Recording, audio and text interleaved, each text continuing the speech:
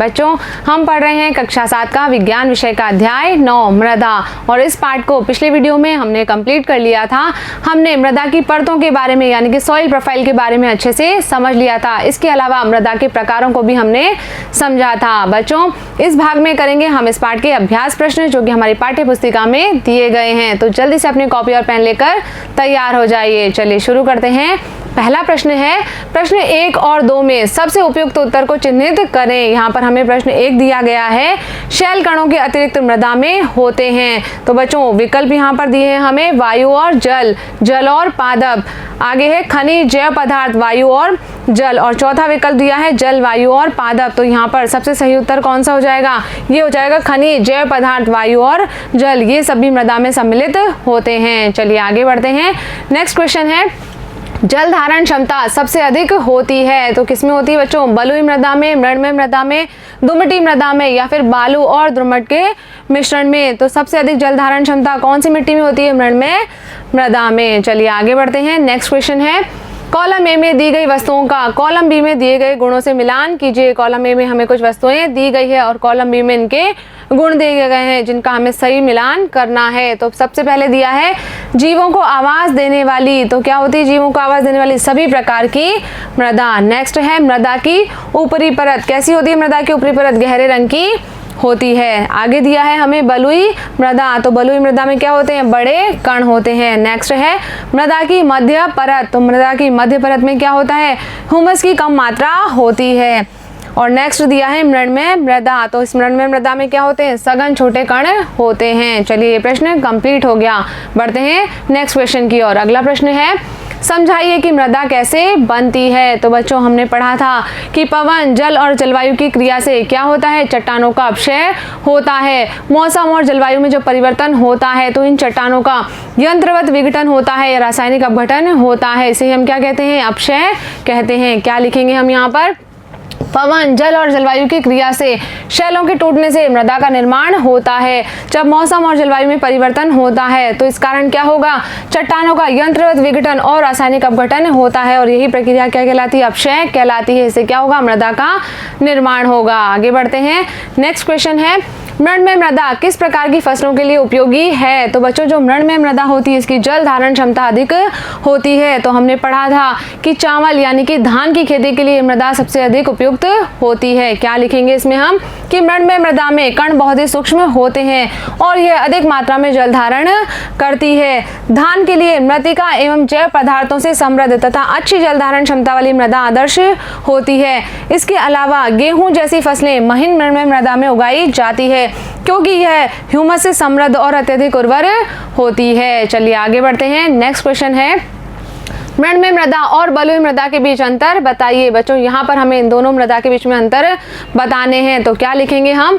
कि जो मृणमय मृदा है इसमें छोटे कणों की मात्रा अधिक होती है जबकि बलुई मृदा में कैसे कण होंगे?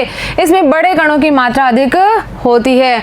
इसके अलावा मृणमय मृदा में कणों के बीच रिक्त स्थान बहुत ही कम होता है जबकि बलुई मृदा में कणों के बीच में रिक्त स्थान कैसा होता है? बहुत अधिक होता है। नेक्स्ट अंतर है कि मृणमय मृदा की जल धारण क्षमता अधिक होती है जबकि बलुई मृदा की जल धारण क्षमता कैसी होती है? कम होती है। आगे है कि यह भारी होती है। मृणमय मृदा कैसी होगी? भारी होगी क्योंकि इसकी जल धारण क्षमता अधिक होती है जबकि जो बलुई मृदा है ये हल्की होती है क्योंकि इसमें जो बड़े बड़े रिक्त अवकाश पाए जाते हैं उनके अंदर वायु भरी होती है। तो ये हो गए बच्चों मृणमय मृदा और बलुई मृदा में अंतर। आगे बढ़ते हैं। नेक्स्ट क्वेश्चन है, मृदा की अनुप्रस्थ काट का चित्र बनाइए और विभिन्न परतों को नामांकित कीजिए। तो बच्चों यहाँ पर हमने सॉइल प्रोफाइल यानी कि मृदा परिच्छेदिका का चित्र बनाया है जिसमें हम अलग अलग परतों को नामांकित कर सकते हैं। तो सबसे पहली परत क्या कहलाती है? ए संस्तर स्थिति कहलाती है। इसके अंदर क्या होगा बच्चों? ये शीर्ष मृदा है, इसमें ह्यूमस की मात्रा अधिक होती है। जो निचली परत है ये क्या कहलाएगी? बी संस्तर स्थिति कहलाएगी। और इसके नीचे कौन सी स्थिति होगी? ये होगी सी संस्तर स्थिति। और सबसे नीचे कठोर चट्टानें पाई जाती है जिस परत को क्या कहते हैं? आधार शैल कहते हैं। आगे बढ़ते हैं।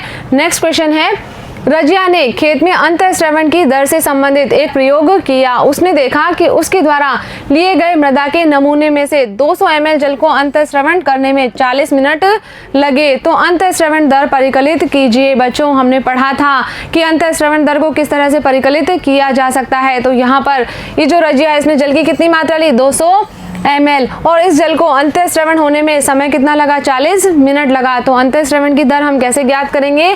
जल की मात्रा बटा अंतःस्रवण की अवधि। तो यहाँ पर जल लिया गया था 200 ml और समय कितना लगा इसे? 40 मिनट समय लगा। तो बच्चों क्या हो जाएगी अंतःस्रवण की दर? 5 ml प्रति मिनट। आगे बढ़ते हैं नेक्स्ट क्वेश्चन है बच्चों, समझाइए कि मृदा प्रदूषण और मृदा अपरदन को किस प्रकार से रोका जा सकता है। तो बच्चों मृदा प्रदूषण को हम किस तरह से रोकेंगे कि यहाँ पर हमें कुछ वस्तुओं का प्रयोग कम करना है, जैसे कि प्लास्टिक की वस्तुएं, पॉलिथीन की थैलियाँ, इनका उपयोग जब हम कम करेंगे तो मृदा प्रदूषण भी क्या होगा? कम हो जाएगा। इसके अलावा उर्वरक, कीटनाशी और पीड़कनाशियों के उपयोग को भी हमें क्या करना पड़ेगा? कम करना पड़ेगा। और क्या करना है? हमें अपशिष्ट पदार्थ और रसायनों को मृदा में निर्मुक्त करने से पहले उन्हें उपचारित करना चाहिए।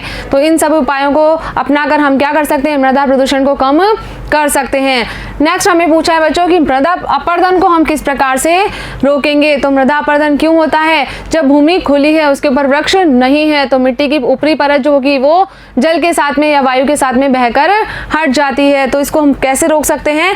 हमें अधिक से अधिक वृक्षारोपण करना चाहिए। इसके अलावा वृक्षों की कटाई पर प्रतिबंध लगाना चाहिए और वनों के अतिचारण को भी हमें रोकना चाहिए।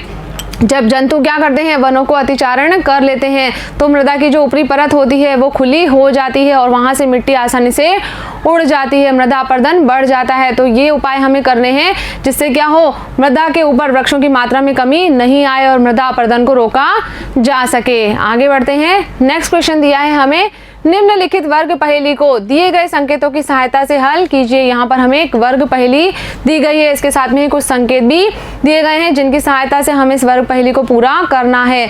तो सबसे पहले हमें सीधे भरना है इनको। इसमें 1 नंबर पर हमें दिया है, इसके बने थैलों के अपशिष्ट से मृदा का प्रदूषण होता है। तो किससे होता है बच्चों मृदा का प्रदूषण? पॉलीथीन से। तो यहाँ पर 1 नंबर पर हम लिख देंगे, क्या आ जाएगा बच्चों? यहाँ आ जाएगा पॉलीथीन।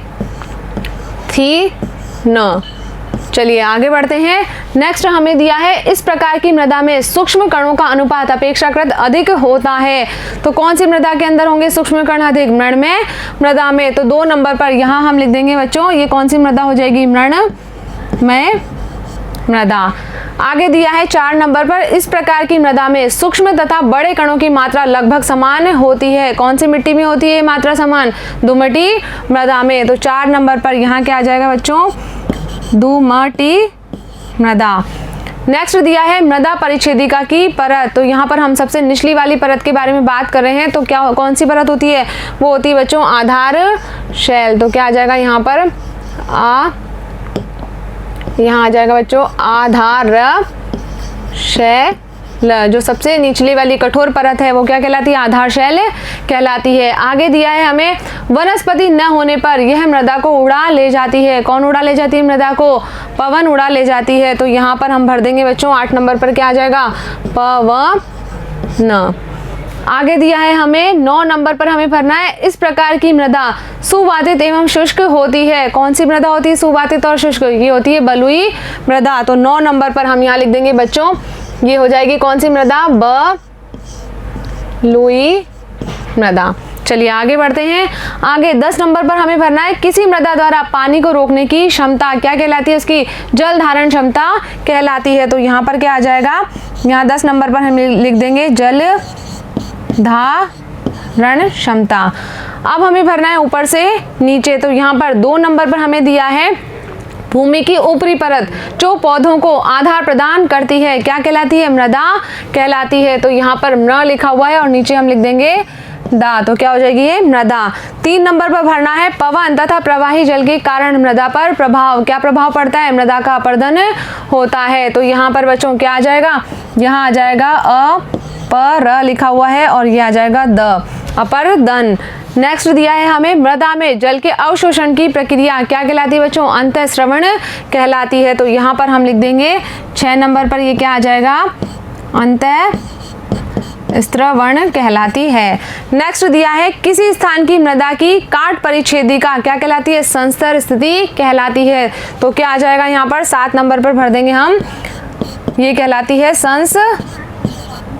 तो बच्चों इसी के साथ साथ हमारी ये वर्ग पहेली कंप्लीट होती है और यहाँ पर हमारे अभ्यास प्रश्न भी कंप्लीट हो गए हैं। मुझे उम्मीद है कि इन अभ्यास प्रश्नों को आपने अच्छे से समझा होगा और अपनी कॉपी में नोट भी कर लिया होगा। तो बच्चों, मिलेंगे हम अगले वीडियो में अगले पार्ट के साथ। तब तक आप पढ़ते रहिए, आगे बढ़ते रहिए। धन्यवाद।